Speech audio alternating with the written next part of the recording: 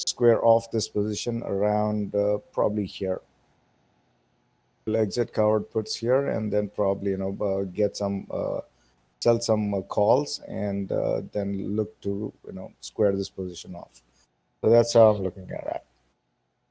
Or rather maybe buy some calls. I don't know. But yeah, so I'm still holding a little bit of equity short for Apple. Uh, and I'm not sure how to play this beyond this number 167. If it goes beyond this number, I'm not really sure how to play this number. But so beyond that, it's got 168 to 169, and then it has got all the way here 171. Uh, you could theoretically you could say that 161 might happen, but I am not really pricing that in as of now for tomorrow. Maybe this number here, this should act as some serious support, serious resistance. If that crosses 167 whatnot, then probably I might change my tune. I might change its strategy.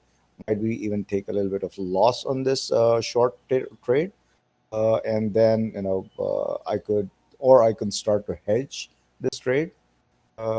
Maybe I'll figure that one out a little later. But this is where I will shift my strategy.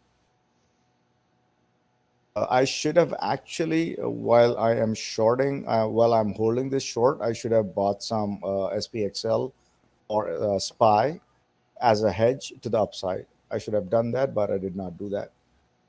So yeah, I'll deal with that a little later. And here is another thing, Microsoft. So Microsoft, we pretty much knew that it was going to go here into 290. That happened. Now what next? The mean on the weekly is sitting here 293. So a test of 293. We were shorting Microsoft around 293. The same scenario has come back around 293. This time I'm not really looking to short Microsoft 293. Uh, but and this is the reason, right? This is the reason for that 293, and we are looking for that 293 still. But I am not looking to short Microsoft around this number now. We might go short around here 301 or 303, in fact, but not really looking to short Microsoft here. But I will have my I'll be looking at these charts throughout the day for any shorting opportunities. Why I don't want to short it? Because this thing is still pointing out. There's nothing telling me that it is overbought here on the daily. I might be looking for a shorting opportunity here based on the lower time frames. It is running into its super trend right here, which has been acting accurately as a resistance right throughout here. It's approaching there again, and then most likely this will pierce at this time, and it will hit this 291. So if it is hitting that 291, I think there will be enough momentum for it to push into this number 293, 292.70. Oh, it is coinciding with 292. So whatever this number is, right? So this is the one that should act as a resistance, pretty decent resistance for that matter.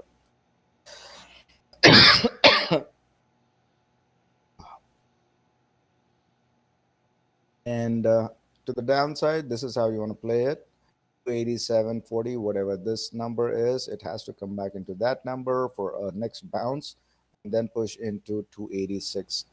And mean is sitting about 283. Not really plotting that as of now because we have another 50 points the upside on SPX. So after SPX clears those 50 points to the upside, then we'll look for short opportunities. But till then, no, not looking for that. Right. And this thing, Facebook, somebody, I wanted to short Facebook, and somebody was asking for Facebook today. And this is the reason I am looking for that number 234.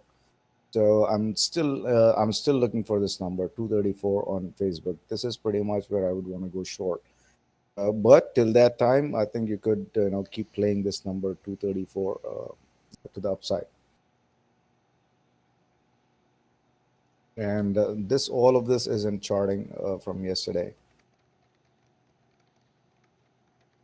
And I'm trying out a new indicator for short-term scalping positions, or to at least enter a position. I'm still, testing that out, and probably, I'll have that maybe in a week of testing. Then we can have that. This is where it should have stopped, Facebook, but it cleaned everything and pushed above here. So the upside is still intact till here. If it clears here, then we are gonna hit this number, and I'll be looking for short opportunities here. And if the short fails, then we are looking for a push into 245 for Facebook. Netflix 210. I think I was looking for 210 on Netflix, and wow, look at that. There is still a bit of upside on Netflix. This gap needs to close, or at least it needs to come back down somewhere around here. The way you want to play this one is keep selling puts, and use those funds to buy calls. That's how you want to do this. Because the technicals wouldn't allow this thing to go further down, or but to this number 160 or whatnot.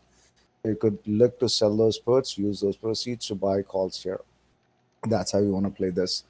But there's still a gap here. This gap needs to be filled, even if the technicals come down all the way till here and 213. That would still be a valid push to the upside.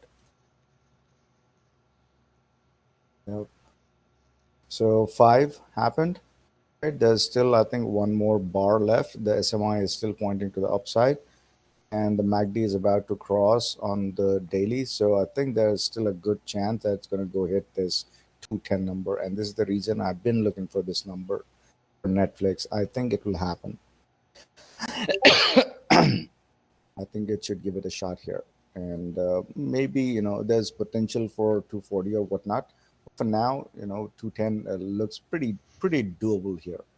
The way that Apple is pushing to the upside, 210 is pretty much sitting there. Uh, Bitcoin. Bitcoin, obviously, we were saying that if Bitcoin rallies, what do you call this? Risk off. So sorry, risk on. If Bitcoin rallies, we were looking for a risk off day, risk on day. So that's the way it trended all day. Bitcoin kind of pushed up, and it clearly pushed up into its mean and then crossed its mean rather here. And then probably now we are looking for a push into this 40,000 again. Yesterday, I'm sure these are the words that came out of my mouth. 40,000 we're looking for Bitcoin, and that happened today. And I think we are still looking for a bit of upside. And then probably it should come back into this number here, right about here. Right now, it's sitting above its mean. The mean is acting as support now. And the theory holds true that it enters inner Bollinger Band, and it will hit the mean. And if it hits the mean, the chances of hitting the upper inner Bollinger Band are exponential. So we saw that phenomenon playing out again today. Now expecting it to come back here, and if it breaks below the mean, then we are looking for a push back into this number here. And if that happens, that means it's a risk off environment again, and most likely, the tech will follow this, or this will follow tech one way or the other. So this is a good gauge of market sentiment, whether risk on or risk off. So I'll be keeping an eye on that, and we'll be talking about VIX a little later. For now, let's jump into Tesla. So Tesla, this was the downside was intact around this number, did not actually go back down all the way there, but still the downside is still here. The downside is still valid. This point is still valid. You could look to, if it comes back short, you can short it to 850 or 860 here. To the downside, if Tesla comes back down, 911 is what you're looking for as a base case, and if that breaks 850, you're looking at 860 to 850. That would be a good to have. Right now, not really plotting that. So today we were looking for a push into 909 and then a push into 930 40, whatever this number is. Then if that breaks, we're looking for the hit of mean, and it did all of that to a T here and stopped. And the other number for Tesla, why we were looking, the base case was 935 or something. And where is Tesla? And this is where it ran into its resistance. So here it struggled a lot around 939, whatever this number is, and if it and we were looking for a clear push above this number to push into this number. If it clears here, then we are looking for a clean hit of mean 974. So to the upside, this is my base case 974, and if it pierces through that, then we're looking for 999 2000. Not really plotting anything beyond this as of today. And to the downside, again, 940. If that breaks, then you're looking for a push into 928. Then you're looking for a push into 908. And if that breaks, 863 is where it is headed. And this has a lot of support now. All the way from here, it has to go through its 50, then 5, 8, and 200. So major support areas. But if it breaks below that, then we're looking for a push into 863 or something like that. That's for Tesla. Okay. Uh, want to chart Amazon, but don't really want to play Amazon right now. It's weird. But rest assured that I am playing Amazon. It's a little risky. If you do want to play Amazon, you could actually go down into 2250 and sell those 2250s. I am passive. I want to be passively involved in Amazon because the premiums are pretty decent right now for Amazon. The IV is pretty high over there. So I want to be involved in Amazon. Talk dirty to me about upside of Tesla.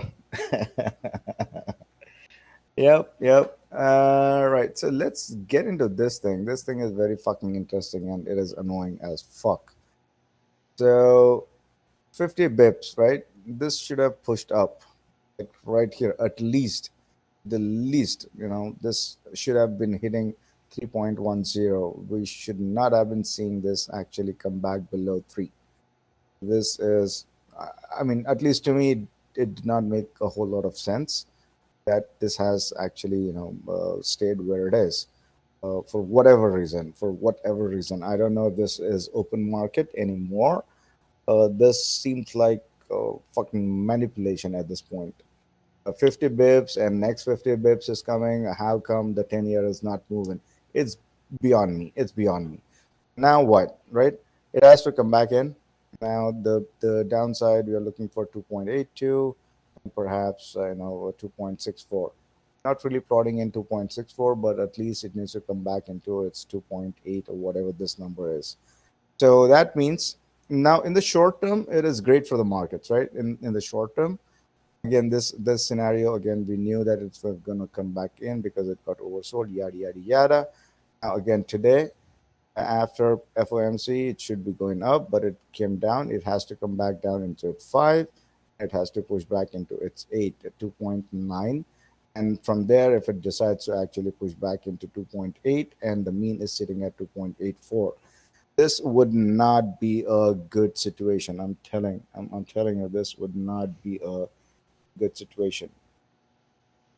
uh, Reason, there are multiple reasons for that. Uh, that if 10 year starts to come back down, then the yield curve inversion will happen, and that is no good for anybody.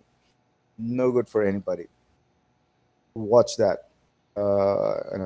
In the short term, this is good. Markets rallied, yada yada yada. But in the long term, give or take 6 months, this will come back to bite everybody in the ass. I'm telling you this. This needs to keep pushing higher. In the short term, pain, yeah, endure that pain in the short term, but long term, this will be pretty hectic for the Fed to get out of this situation, and everybody knows that. Now, another thing that is happening is right now. uh, what do you call the inflation. Inflation, according to most scholars, most fund managers, inflation is peaked. That's what everybody believes, that inflation is peak, and I do believe that. On paper, I think inflation is definitely peaking. The way materials are trading and everything, inflation is peaking. So I think what would happen now is inflation peaking and interest rates pushing higher. That is a good combination for now. That is a good combination for now. And I think now the other question going forward is, when you have the energy prices pushing up, and they will push up, right? The sanctions on Russia and the ban on Russian oil buying, all of that thing will start to create, inflation, or not inflation. That would be real price going up in the energy markets. So if energy pushes up, everything pushes up alongside energy. So I don't know how you're going to deal with that then. So yeah, but that we'll leave that for the economists to ponder upon or whatnot. But for now, this is where we are. This is where we are. This is what is happening. And if this thing pushes below into its eight, markets will continue to rally. And if this thing comes back into 2.8 something, markets will go nuts. Especially the tech will go nuts. So keep an eye on this. One last thing is VIX. So I was bearish on VIX, and everybody knows that. I made it clear to everyone that I am bearish on VIX. I was not bullish on the markets, but because I was bearish on the VIX, in theory, I was bullish on the markets, and the theory continues that I am bearish on VIX, and in principle or in turn, that would make me bullish on the markets, right? So, I am not really bullish on the markets. Let me make that clear. So there's a very clear distinction, right? I am bearish on the VIX. So the other side of that trade is being bullish on the markets.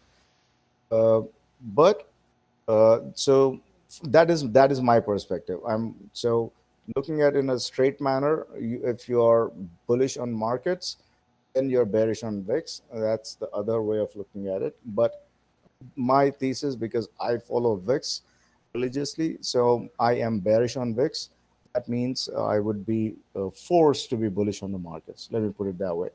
I am forced to being bullish on the markets.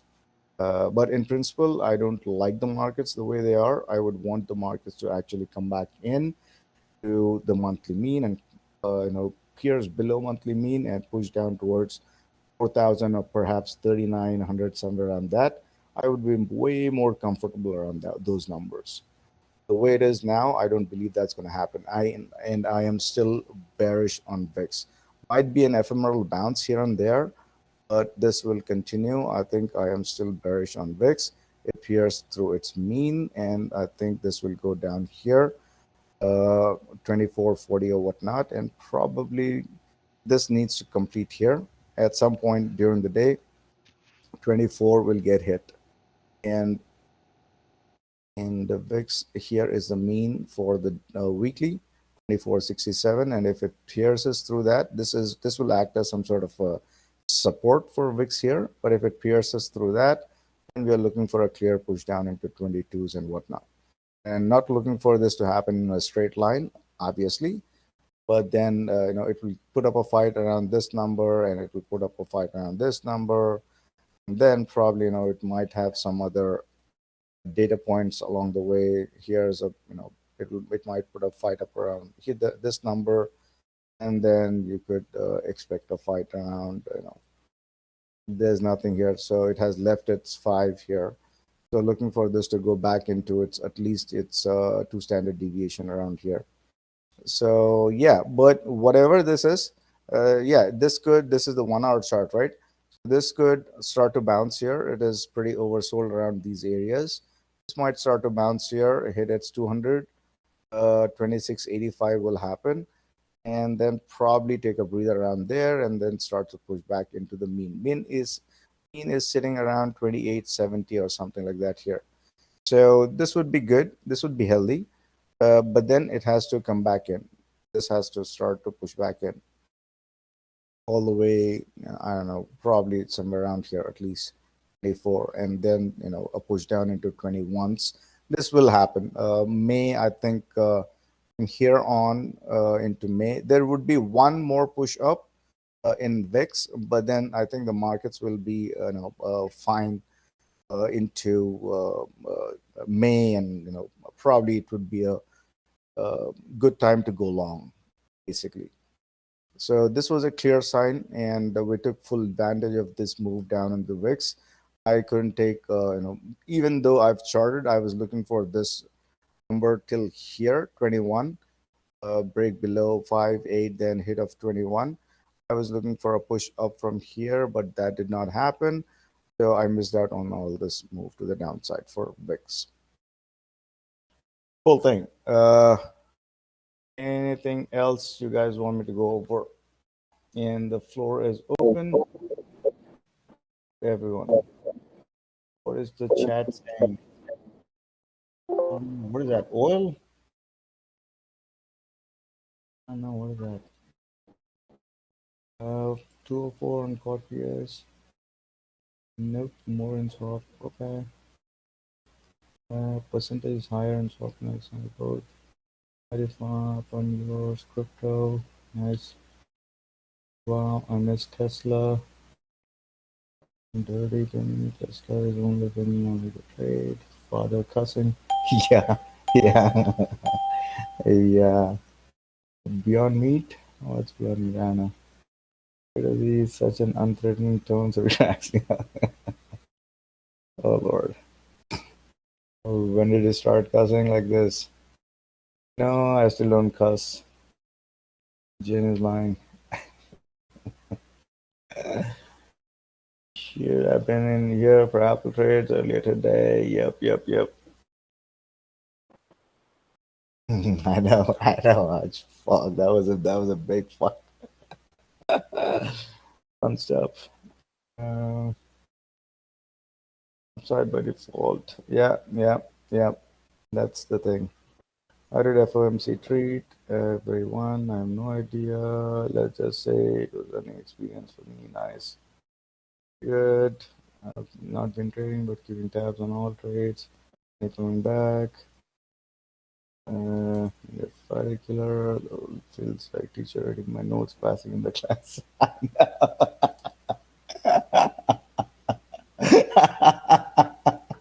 Yeah, yeah, Brian. I get that feeling, exact feeling. Yep, yep, yep. Oh man. Uh, yep, yep. Yeah, that's true. Right. So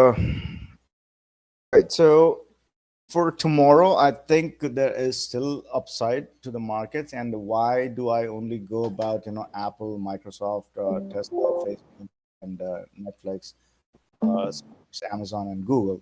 Because everything else doesn't matter. It just doesn't matter. Whatever you want to call it, you can look for, you can run a scan and whatnot. You can find some trades here and there, but this is where majority of the market movement comes from: Apple and Microsoft. And if you club that in with something like an Amazon, Google, or a Facebook, or even Netflix, that will make the market direction, whichever direction these two combined with one of these two would go, the market would take that direction. So that's the reason I basically look for this. Crowd is one of the things. I was fucking looking at this thing and I got distracted with Apple, but crowd was the thing that I wanted to trade today. I had that fucking thing in my mind to trade, but couldn't trade it. Couldn't trade it right till here. I was following. I don't know. I was talking to somebody about this. Yeah, I was looking at this thing till all the way till here. Did not take this trade. I should have taken this trade, but I did not. I will. I will probably, I'll eventually get to this one as well. So yeah, what I was saying is, Apple, Microsoft, and then most likely Tesla. Tesla is a good indication of momentum, and Bitcoin is also a good momentum of gauge of what the sentiment is. But Tesla is also, sorry, not momentum. Tesla is a good indication or indicator for the sentiment in the markets. So if Tesla stays or pushes or stays green or pushes up into certain levels and crosses certain levels, that means the market sentiment is positive. And based on that, if you combine that with Apple, Apple is a momentum indicator. Apple and Microsoft, these are momentum indicators. And throughout the day, I've been talking about Apple, right, both to the upside and to the downside. When I saw Apple bouncing, right, that's when I exited my right about here. I exited my trade, my puts. This is where I exited my puts, and I call that I'm looking for Apple bounce, and it bounced fucking too much. This is where I exited my Qs, closed out on most of the trades here, and then should I put on a. I was looking for this bounce, and I remember talking to this guy, Sant. He was online. I was talking to Sant about that, and he said, "Can it go back down and touch those numbers again?" I was thinking that it might go back down and touch those numbers. That was the exact conversation, but that never happened. Apple just bounced off of this thing. It was a major move. All right, so let's wrap it up here. Unless anybody has anything to say, you can just unmute and talk. You made millions today, brother.